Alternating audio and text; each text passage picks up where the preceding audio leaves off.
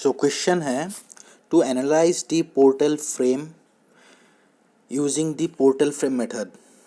ये जो हम लोग के पास पोर्टल फ्रेम मेथड है, ये मेथड से हम लोग सिर्फ अगर कोई भी फ्रेम पे हॉरिजॉन्टल लोडिंग है तभी हम लोग एनालाइज कर सकते हैं। अगर वर्टिकल लोडिंग है तो हम लोग ये फ्रेम एनालाइज नहीं कर सकते।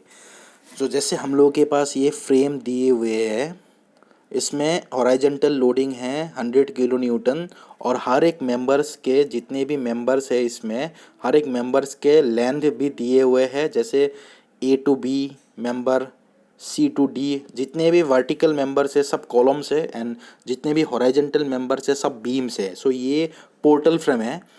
तो हर एक जितने भी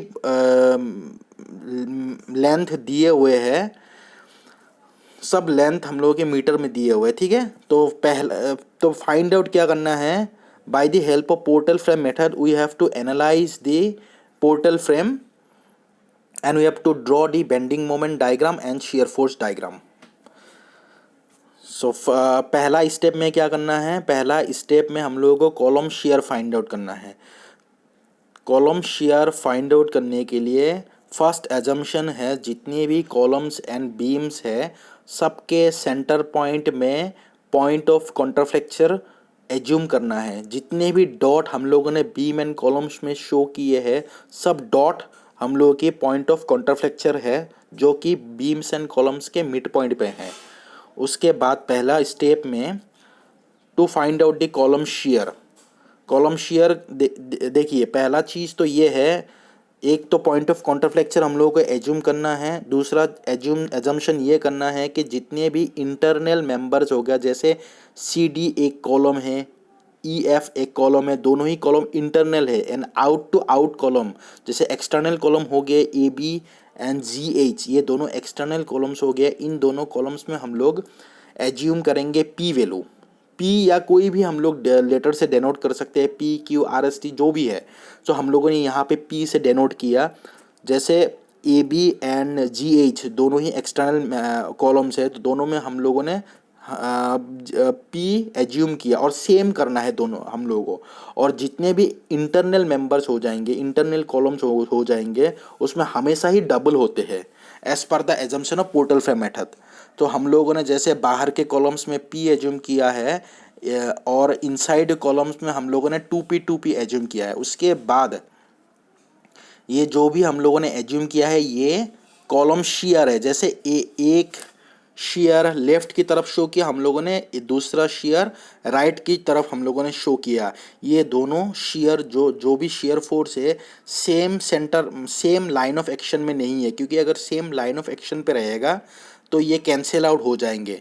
तो ये एक्ट हो रहा है, शेयर फोर्स है ये एक्ट हो रहा है about the point of contraflexure. उसके बाद पहला चीज़ हम लोगों को क्या करना है, समेशन ऑफ जो हम लोगों के पास इक्विलिब्रियम इक्वेशन है उसी हिसाब से summation of horizontal is equal to 0। तो जितने भी हॉरिजॉन्टल है, जैसे क्या हो गया हॉरिजॉन्टल क्या क्या है कॉलम्स में, P plus 2P plus 2P plus P equal to और कौन सा हॉरिजॉन्टल फोर्स है इक्वल टू 100 हो गया। उसके बाद P का वैल्यू हम लोगों के पास आ चुके हैं दैट इज 16.67 किलो न्यूटन। ये हम लोग का P का वैल्यू है, मतलब column shear for the column A B and G H and C D and E F वाला कॉलम जो इनर वाले कॉलम से उसके लिए डबल वैल्यू हो जाएंगे that will be equal to 33.33 kilo newton. उसके बाद नेक्स्ट स्टेप में क्या करना है, फाइंड हम लोगों को we have to find out the column moment. Similarly जैसे कॉलम शेयर फाइंड आउट किया हम लोगों को अभी कॉलम मोमेंट फाइंड आउट करना है। लेकिन कॉलम मोमेंट फाइंड आउट करने के लिए मोमेंट हमेशा क्या होते हैं, फोर्स इनटू परपेंडिकुलर डिस्टेंस। जैसे हम लोग के पास फोर्स आ चुके हैं, the force is equal to the column shear. लेकिन कॉलम शेयर कहाँ पे एक्ट हो रहा है, सेंटर ऑफ द कॉलम्स। तो सेंटर डिस्टेंस को हम लोग मल्टीप्लाई करेंगे तो कॉलम मोमेंट आ जाएगा। और हर एक कॉलम्स के लिए अलग अलग करके करना है। जैसे पहला कॉलम हो गया A B and G H, दोनों एक्सटर्नल कॉलम्स है, दोनों में वैल्यू पी है और दोनों में लेंथ भी सेम है। तो पी दोनों बाहर के है A B and G H, उन दोनों में कॉलम मोमेंट क्या हो जाएंगे, 16.67 इंटू 3 डिवाइडेड बाई 2, 3 लेंथ है, सो 3 डिवाइडेड बाई 2 हाफ हो गया उनके 3/2। सो कितना वैल्यू आ चुका है हम लोगों के पास? हम लोगों के पास वैल्यू आ चुका है 25 किलो न्यूटन मीटर। ये हो गया कॉलम मोमेंट। उसके बाद नेक्स्ट दो इंटरनल कॉलम जो रह गया है उनके लिए भी फाइंड आउट करना है कॉलम मोमेंट। सो इंटीरियर कॉलम्स कौन कौन सा है? सी, डी एंड ई, एफ। उनके लिए वैल्यू कितने हैं? 2p वैल्यू है, मतलब 33.33 into half distance, that is 3/2। So value कितने आ चुके हैं हम लोगों के पास अभी? उनके वैल्यू आ चुके हैं 50 किलो न्यूटन मीटर। उसके बाद ये दो स्टेप हो चुके हैं। तीसरा स्टेप में we have to find out the beam moment. और जैसे हम लोगों ने स्टेप किया, जैसे पहला स्टेप है कॉलम शियर, उसके बाद कॉलम मोमेंट, उसके बाद बीम मोमेंट, उसके बाद बीम शियर, वैसे ही करना है। इसमें जितने भी स्टेप्स है हम लोग इस स्टेप्स में हम लोग मिक्सअप नहीं कर सकते क्योंकि एक एक के साथ इंटर रिलेटेड है। तो नेक्स्ट हम लोगों को क्या करना है? बीम मोमेंट फाइंड आउट करना है। तो जितने भी कॉलम्स में मोमेंट आ चुके हैं वही कॉलम मोमेंट जो एक्सटर्नल कॉलम्स में आ चुके हैं वही एक्सटर्नल मोमेंट्स हर एक बीम में इक्वली डिवाइड हो रहे हैं, तो वही हो गया हम लोगों की बीम मोमेंट। सो अभी बीम के बारे में बताएंगे। जैसे बीम हो गया B D, D F and F H, जितने भी हो गए उन सारे बीम्स के लिए मोमेंट क्या हो जाएगा? 25 किलो न्यूटन मीटर। उसके बाद नेक्स्ट स्टेप क्या करना है? फिर से उसके बाद बीम शियर फाइंड आउट करना है। जैसे देखिए, जैसे हम लोगों ने कॉलम में क्या किया था, कॉलम शियर फाइंड आउट करने के बाद कॉलम मोमेंट फाइंड आउट करने के लिए मल्टीप्लाई किए थे डिस्टेंस से, वैसे ही अगर हम लोगों के पास बीम मोमेंट आ चुके हैं सो मोमेंट से शियर फाइंड आउट करने के लिए उसको क्या करेंगे? मल्टीप्लाई नहीं करेंगे, उसको डिवाइड करेंगे। कितने से? हाफ ऑफ द डिस्टेंस से। जैसे हर एक बीम में हम लोग के पास मोमेंट आ चुके हैं, सो मोमेंट को हम लोग क्या करेंगे? Half of the beam distance से डिवाइड कर देंगे।